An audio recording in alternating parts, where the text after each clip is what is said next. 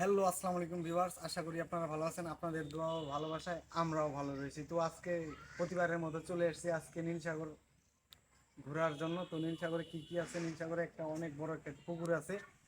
আর আমাদের পুকুরটা ঘোরা পুরোটাই শেষ। পুকুরটা দেখে দাও। আর এখন আমরা নীলসাগরে এই যে এটা যে পিকনিক স্পট, দেখায় দাও মামনি।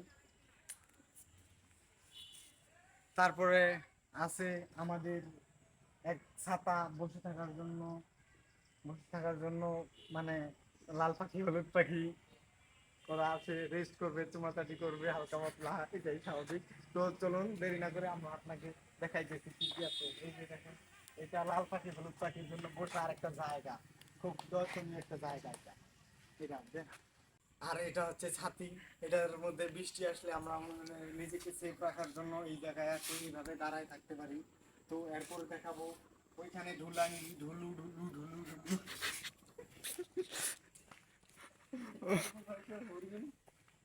তারপর আমার যায় দিলাম, ভাইয়া ভালো আছেন?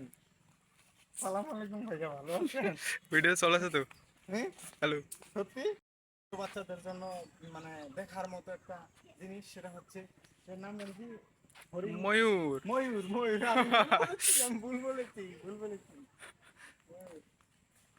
দাঁড়া, এরপর না একটা ভালো একটা এই ঢুলার মতো ছোট বাচ্চাদের অনেক সুন্দর ভালো একটা জিনিস আছে। তো ওনাকে গিয়ে আমি জিজ্ঞেস করবো এখন। ভাই, আসসালামু আলাইকুম। ভালো আছেন? ভাই, ওয়ালাইকুম আসসালাম, ভালো আছি। তোমার নাম কি ভাইয়া? আলিফ, বাসা কোথায়? বাসা নোয়াপাড়া। ও, এইখান থেকে কত দূর? নিশাগর থেকে কত দূর? এখান থেকে 12 কিলোমিটার। আসতেছো কেন এখন? একাই আসছো? হ্যাঁ, কার সাথে আসছো? আমার ভাইয়া সাথে আসছে। তুমি না বললে একটু আগে একাই আসছো? ওই ভাইয়ার সাথে আসছে। কোন ভাইয়া? ওই যে বেশ বেশ, আমরা আনন্দ করতে আসছি, তো একটু দেখায়া। তোমাকে কেমন লাগতেছে নীলসাগর আসার পরে? খুবই ভালো লাগছে, অত্যন্ত মনোরম পরিবেশ। আর আমার খুবই জায়গাটা দর্শনীয়র জন্য কেমন? দর্শনীয় এই আর কি। আর কিছু বলবা? নীলসাগরে কি কি আছে?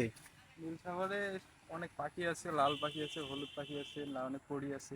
না আমি মানে বুঝলাম না, আমি লাল লাল পাখি হলুদ পাখি মানে কি? চল চল, চলে যাবো আমরা এখন। ঠিক আছে, ভালো থাকবেন, সুস্থ থাকবেন, গুড বাই।